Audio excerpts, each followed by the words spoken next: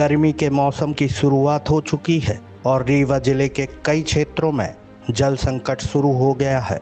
हाल ही में आई एक रिपोर्ट के मुताबिक जिले भर में लगभग 3,500 हैंडपंप शीतल पानी की जगह केवल हवा फेंक रहे हैं। ऐसे में आम लोगों तक की जाने वाली पेयजल आपूर्ति को लेकर शासन प्रशासन के माथे पर चिंता की लकीरें साफ तौर पर दिखाई दे रही हैं। इस जल संकट से निपटने के लिए रीवा सांसद जनार्दन मिश्रा के अध्यक्षता में विधानसभा वार विधायकों की बैठक की गई। वहीं बैठक के दौरान सेमरिया विधानसभा सीट से कांग्रेस विधायक अभय मिश्रा ने जिला प्रशासन पर भ्रष्टाचार के गंभीर आरोप लगाए हैं। विधायक अभय मिश्रा ने बताया कि जल जीवन मिशन के अंतर्गत हर घर में पेय आपूर्ति करने की योजना सिर्फ कागजों में संचालित है, क्योंकि आंकड़ों में योजना को लगभग 90% से ऊपर पूर्ण दिखाया गया है। जबकि जमीनी हकीकत देखी जाए तो कई ऐसे ग्रामीण क्षेत्र हैं जहां अभी तक 10% भी जल आपूर्ति का काम पूर्ण नहीं हुआ है। विधायक के मुताबिक इस पूरी योजना में जिला प्रशासन सहित पीएचई विभाग द्वारा लगभग 141 करोड़ का घोटाला किया गया है, जिसका विधानसभा में प्रश्न उठाने के बाद जिला कलेक्टर प्रतिभा पाल ने 5 सदस्यीय समिति बनाकर पूरे मामले की जांच कराई थी। समिति द्वारा दिए गए जांच प्रतिवेदन में पीएचई विभाग के कई अधिकारियों की भूमिका संदिग्ध भी पाई गई थी, जिस पर समिति के सदस्यों ने एक मत होकर कार्यवाही करने का अभिमत जिला कलेक्टर को दिया था। लेकिन कलेक्टर ने पूरे मामले को तकरीबन 1 साल तक दबाए रखा और अंत में एक मानचित्रकार को निलंबित कर कार्यवाही की इतिश्री कर दी गई। विधायक का आरोप है कि पूरी जांच रिपोर्ट में मानचित्रकार का कोई उल्लेख ही नहीं है, जिससे संबंधित दस्तावेज भी उन्होंने सार्वजनिक किए हैं। इस दौरान सेमरिया विधायक ने कहा कि कागजों में 90% पूर्ण हो चुकी जल जीवन मिशन योजना की जल आपूर्ति अगर मैदानी स्तर पर हुई होती तो शायद आज प्रशासन को यह बैठक नहीं बुलानी पड़ती। अध्यक्ष महोदय उनको नहीं बुलाया आपने, उनको बुलाइएगा, रोकिएगा, वो भी बताएंगे। आप लोगों को लगता होगा कि आखिर रीवा में इतनी चित्कार क्यों, जब गवर्नमेंट की इतनी योजनाएं चल रही हैं पानी के लिए, ये योजना, ये कागज, ये पेन, ये पैसा, तो आखिर ये चित्कार क्यों मची है गाँवों में?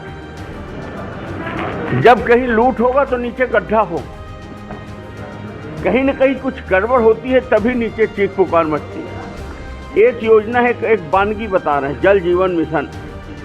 इसमें हैंड पंपों की मेंटेनेंस, उनका प्रचार प्रसार, इन सब मामलों में यहाँ एक सत्ता का मतलब ये मान लीजिए कि यहाँ के स्थानीय जो नेताजी हैं उनका चरण बंदन करने वाला, उनका आशीर्वाद प्राप्त करने वाला, जो पहले भी यहाँ से सब इंजीनियर था, तो उसका वो था, क्या कहते हैं, NRLM, जब वो DPIP थी, एकदम अयोग्य आदमी, ABCD से कोई मतलब नहीं, काम से कोई मतलब नहीं, डीलिंग वही साईं राम, यही उठपटांग की बातें। और इसने 141 करोड़ का गबन करना। अब वो फाइल यहाँ एक ज्वाला और एक और 2 हैं। ये ज्वाला किसी विनोद सिंह नाम से है सामने में, और कोई राजीव तिवारी है जो माननीय मंत्री जी का PA है, उसका ये NGO, ठीक है। इसकी शिकायत हुई, कलेक्टर रीवा ने, मैडम पाल ने एक समिति गठित की 5 सदस्यों की, जिसमें Sonali Dev IAS collector, RD Chaudhary, Pushpa Singh सहायक कोषालय अधिकारी, राहुल पटेल गेट 2, कृष्णकांत शर्मा, ये 5 लोगों की कमेटी गठित हो। इस कमेटी में आप देखिए इसकी जो जांच रिपोर्ट आती है, जांच रिपोर्ट में पूरा इन्होंने डिटेल में जांच की। और ये ज्वाला, इसको 44 करोड़ का, इसको 41 से, ये इस तरह से ग्राम सभा, जनसभा, बेसलाइन सर्वे, प्रशिक्षण, पंपलेट, पोस्टर, नारा लेखन, प्रचार वाहन, स्कूल रेडी, नुक्कड़ नाटक आदि गतिविधियों के अनुबंध के तहत पेमेंट कर दिया गया। आपको कभी दिखाई है? आप लोग रीवा के पत्रकार हैं, अगर मैं गलत बोल रहा हूं तो आप बोलिएगा मैं गलत बोल रहा हूं। इस तरह से किया। इसमें मैडम ये हम नहीं बोल रहे हैं, ये जांच रिपोर्ट सोनाली देव मैडम की, जो इस कमेटी से ये बोलती है। फिर ये बोलती है कि BOQ मानकों के अनुरूप देख एवं माप पुस्तिका तैयार न करते हुए कार्यालय लोक स्वास्थ्य यांत्रिकी द्वारा भुगतान कर दिया गया। यह वित्तीय अनियमितता है, इसको हाईलाइट कर दिया। अब आ जाइए आप आगे। जांच समिति का अभिमत। संभागीय लेखाधिकारी श्री विकास कुमार एवं बिंदु एवं वर्णित अधिकारी, कौन कौन अधिकारी? बिंदु एवं वर्णित अधिकारी शरद कुमार सिंह, एस के श्रीवास्तव, आर के सिंह और ये संजय, क्या नाम है, संजय कुमार, ये जो अपना ई है वर्तमान पांडे, इनको अनियमितता पूर्ण भुगतान हेतु जिम्मेदार हैं। इनकी विभागीय जांच की नहीं, विभागीय जांच करते हुए प्राप्त निष्कर्ष के आधार पर विधि विहित कार्यवाही किया जाना जांच समिति एक मत से प्रस्तावित करती है। ठीक है। और संविदा दैनिक वेतन भोगी कर्मचारी जयशंकर प्रसाद त्रिपाठी और वेतन भोगी टाइपिस्ट, चेक राइटर, ऑडिटर, फला फला। जल जीवन मिशन का मेंटेनेंस, ये पूरी रिपोर्ट आपके सामने है। ठीक। इसे अब दूसरा नियम था ग्राम सभा से अनुमोदन करवा के। ग्राम सभा इस तरह होती है रीवा जिले में। देखो आप, ये ग्राम सभा है। किसी का नाम लिख लो, एक अंगूठा मार लो। और सत्यापित कौन कर रहा? वही श्रीवास्तव। रायपुर में भी वही कर रहा, सेमरिया में भी वही कर रहा, त्योथर में भी वही कर रहा। एक ही आदमी कर रहा, जबकि अलग अलग क्षेत्र के अलग अलग एसटी हो। पर चूंकि भ्रष्टाचार में वो पार्टनर है, उसने अपने रिस्क में कर लिया।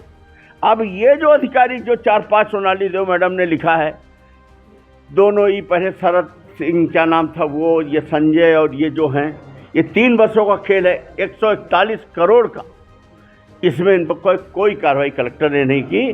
केवल वो देवेंद्र करके जो डेली वेजेस का ऑपरेटर था, जैसे रीवा और धंधा इस समय चल रहा है, उसको निलंबित दिखाया संविदा कर्मचारी। लेकिन आप चले जाओ, अभी भी वही काम कर रहा। और वो मानव बेचारा बलि का बकरा बन गया। ये पुलिस को ये रिपोर्ट दिए हैं, पुलिस को ये रिपोर्ट दिए है। देखिए पुलिस को, जिसने ये लिखा है कि निलंबन की धमकी संजय पांडे द्वारा कूट रचित मानसिकता से निलंबित करा दिया गया मेरे। हाँ, और इसमें एक जगह ये भी लिखे हैं कि इसको धमकी उमकी दी गई, जात सूचक शब्दों से अपमानित किया गया। हमेशा इसको तू मानव क्यों लिखा है, तो किस जात का है, जात सूचक अपमानित। इस तरह से भ्रष्टाचार, इस तरह से अत्याचार, कलेक्टर का इस तरह से संरक्षण, चाहे शराब का धंधा हो, चाहे आपका ये नान का घोटाला हो, या जो वेयर हाउसों में चिंगाड़ मची है, लूट है, चाहे ये पीएचई का घोटाला हो, इन अधिकारियों की केवल एक योजना है कि रीवा से निकाल लो जितना निकालना। मेरे पास तो ऐसे ऐसे सबूत है, बता दूंगा तो ज़मीन खदक जाएगी। अभी मैं सोचता हूँ कि अभी थोड़ा चुप रहूँ, नहीं तो जिस दिन मैं बताऊंगा कि छोटे अधिकारियों के खातों से टिकट होती है और बड़े अधिकारी के परिवार हवाई जहाज की यात्रा दुबई और लंदन करते हैं, उसको कैसे काटोगे? वो तो अकाउंट टू अकाउंट। तो जब आप इस स्तर पर गिर सकते हो तो पैसे कैसे नहीं लेते होगे, इसका क्या जवाब? ये हमारा था दूसरा, ये ज्वाला स्व सहायता समूह में ये लूटपाट। अभी 10 लाख, अभी उसको निलंबित करने के बाद फिर पेमेंट कर दिया, और 50 लाख अभी पेमेंट करने वाला। जब 150 करोड़ की लूट होगी तो हैंडपंप कैसे बनेंगे, गांव में बोर कैसे सुधरेंगे, लोग त्राही त्राही क्यों नहीं करेंगे, ये स्थिति है। तो वही आज मैंने इसकी बैठक में ये सब चीज़ें बोली है, और ये मैंने विधानसभा में प्रश्न भी लगाया था, जिसमें जानकारी अप्राप्त लिख के भेज दिया। वहीं इस पूरे मामले में रीवा संसदीय क्षेत्र से सांसद जनार्दन मिश्रा का कहना था कि जल जीवन मिशन योजना का इस बैठक से कोई संबंध नहीं है। इस बैठक में सिर्फ गर्मी के दिनों में आकस्मिक उत्पन्न हुई जल संकट से निपटने के लिए प्रशासनिक अधिकारियों के साथ मिलकर रणनीति तैयार करना था, जिसमें आगामी दिनों में संसदीय क्षेत्र के हर कोने तक पेयजल पहुंच सके। चलिए देखते हैं रीवा से ब्यूरो चीफ अनिल तिवारी की रिपोर्ट। नहीं, इस बार की बैठक तो अभी केवल इस उद्देश्य से बुलाई गई थी कि जहां आपात स्थिति है वहां पर पानी की सप्लाई निश्चित रूप से हर व्यक्ति को मिले, और इसके लिए ग्राम पंचायतों के माध्यम से, पीएचई विभाग के माध्यम से, जल जीवन मिशन के माध्यम से, ये सारे जो संस्थाएं हैं उनमें सामंजस्य बैठा करके, और चाहे वो टैंकर के माध्यम से पानी देना पड़े वो स्थान चिन्हित करना है। जहाँ नल जल वाटर के स्रोत सूख गए हैं फिर से नए स्रोत पुनर्जीवित करके, या कि जहाँ स्रोत हैं वहाँ सप्लाई ठीक ढंग से हो। कुल मिलाकर के आपात बैठक थी कि 2 महीने ये 3 महीने ये गर्मी के जो सीजन है जल संकट के, उनसे कैसे निपटा जाए और उनके लिए क्या क्या व्यवस्थाएं की जाए, वो सारी बातचीत हुई है और चर्चा निकला है कैसे और क्या कुछ निश्चित रूप से जो कार्य योजना बनी है और उस पर कार्यवाही के प्रति जिस तरह का रुझान दिखा है कि नहीं सब लोग मिल करके काम करेंगे, तो निश्चित रूप से पेयजल की समस्या हल करने में हम लोग सफल होंगे। कई जगह ऐसे हुआ कि पानी नहीं पहुंचा, कई जगह जल जीवन का फैसला। वो जल जीवन मिशन अलग है, उसका तो अभी चल ही रहा है। उसका जल जीवन मिशन से इसका कोई लेना देना नहीं है। इसका तो पानी की जो स्रोत हैं, पुराने स्रोत हैं, नए स्रोत कहाँ बन सकते हैं, कैसे व्यवस्था करके एक एक आदमी के एक एक परिवार के पास पानी कैसे पहुंचाया जा सकता है, इसकी आज चर्चा। चैनल को सब्सक्राइब करें और बेल आइकॉन को जरूर दबाएं ताकि आपके क्षेत्र की हर खबर आप तक जरूर पहुंचे। उग्र न्यूज नेटवर्क, हर गलत का उग्र होगा विरोध।